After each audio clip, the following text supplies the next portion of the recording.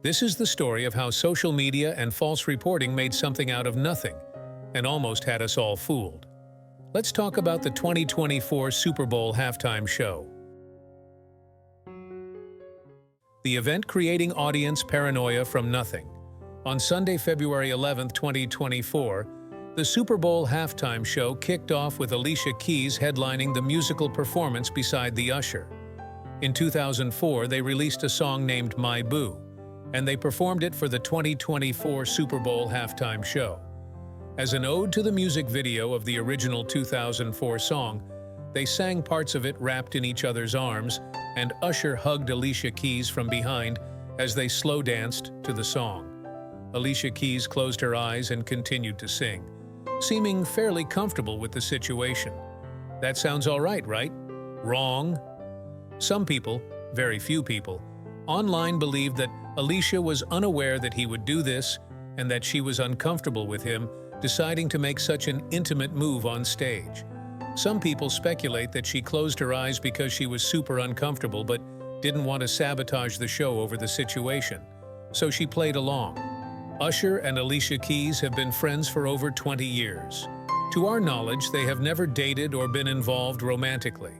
While Usher is dating Jennifer Goycochea, Alicia Keys has been in a relationship with musician Swizz Beatz, her husband, for 10 years. They have 2 children together, Egypt and Genesis.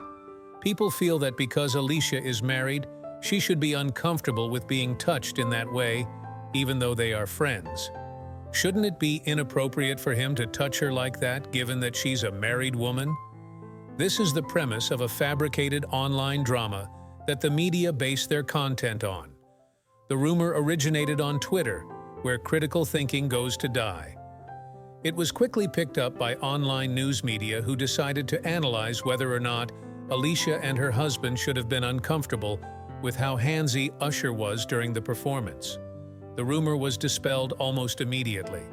Alicia's husband made a statement expressing indifference to the show and told oakmagazine.com that he was okay with it. There have been plenty of articles proving that all 3 parties involved were completely comfortable and just doing their job. But that's not the fun story to tell.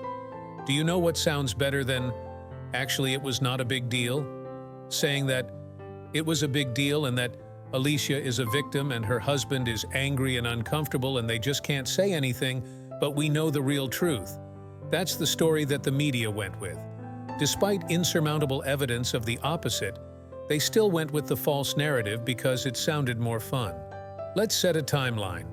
The Super Bowl was on February 11th. Twitter posts started later that day. News media picked it up around the 12th and 13th to disprove it.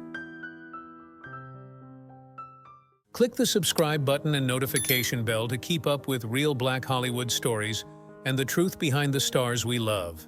Claim number 1, false quotes.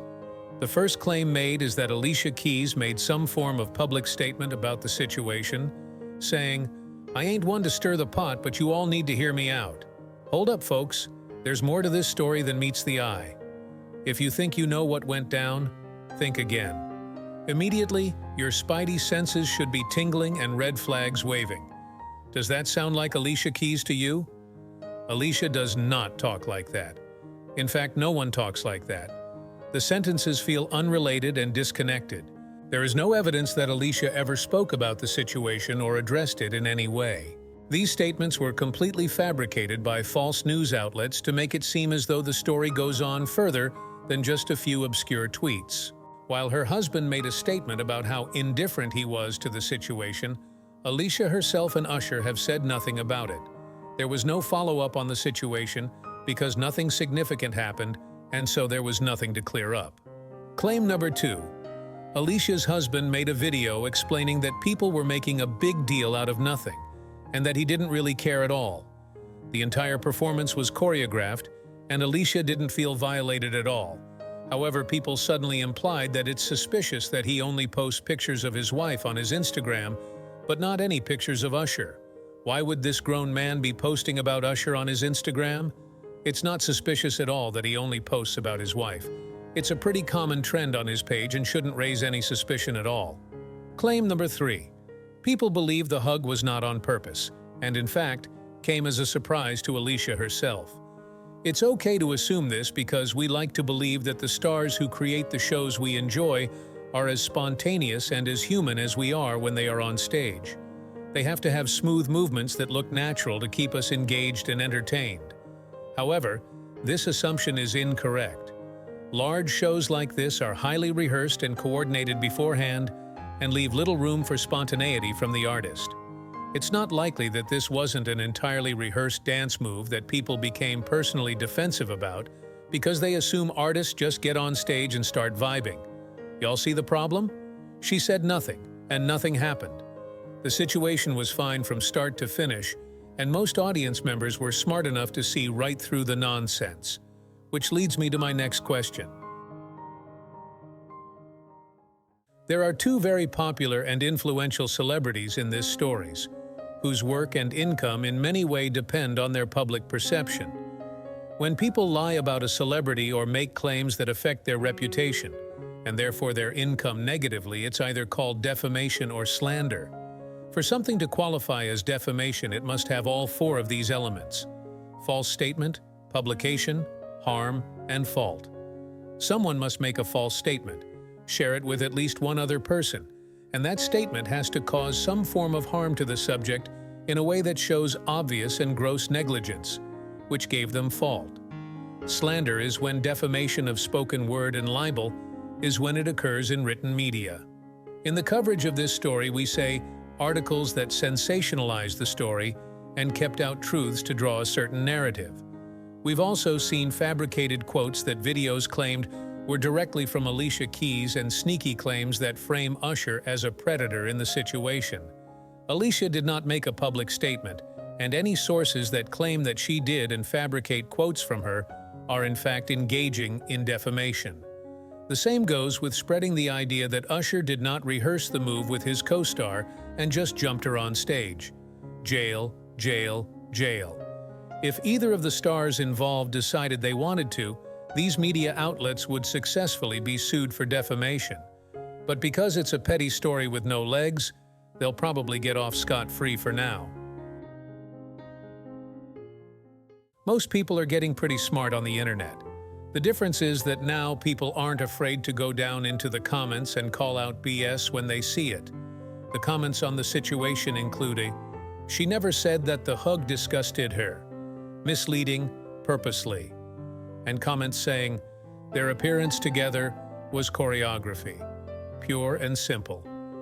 The main point of this video is to analyze the effect of false reporting on the narrative created around Black Hollywood and the celebrities in it.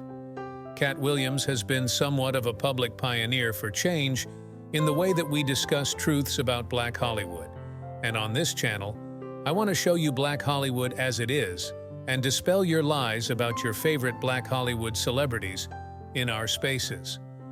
These sorts of stories can have a negative effect on the broader Black community, as well as the celebrities who are involved in the described drama. This sort of media can perpetuate stereotypes, misinformation, and sensationalism in media coverage and can perpetuate harmful narratives and reinforce negative perceptions. Instead of taking the claims of her husband seriously and respecting the boundaries of the people involved, people continued to perpetuate the false narrative that Alicia was uncomfortable. Instead of trusting that she expressed her true emotions, people assume that they know more about her than she does about herself. This is why people are reading into the smallest details of her facial expressions and looking for signs that support their assumptions that she wasn't aware that Usher would hug her. This also frames Usher as some sort of disgusting villain who wants to inappropriately touch women without their permission. People believe that he was taking advantage of the fact that she wouldn't want to have a violent emotion because it would sabotage the show and use this as a chance to coerce her into a hug. This is all without any evidence that he is engaged in any predatory behavior towards her at all, despite the fact that Usher and Alicia have been friends for over 2 decades. From a few tweets to large media sources, it shows how untrustworthy a lot of media has become, that they were willing to participate in blowing the entire situation out of proportion. While a few sources had enough integrity to try not to sensationalize the situation to dispute false claims, plenty of popular media outlets made articles and videos about this situation. When powerful and popular media keep talking about a situation, even when it blatantly doesn't exist, they make the situation real.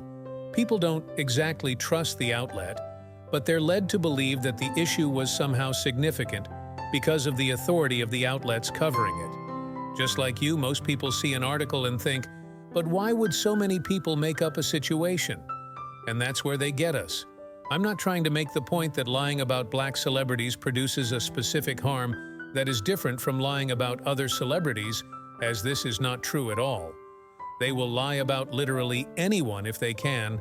False news is one of the most egalitarian industries in Hollywood. The specific harm that I am, however, concerned about is how pervasive and harmful this can be to the black community and how we view Black Hollywood for all of the greatness and good it has done for the world in this time. Let's be more vigilant of channels willing to put the greatness of Black Hollywood on the line for a cheap story. Stay savvy, y'all. Click on this next video to see more Black Hollywood videos about the real Black Hollywood and the legends who run it.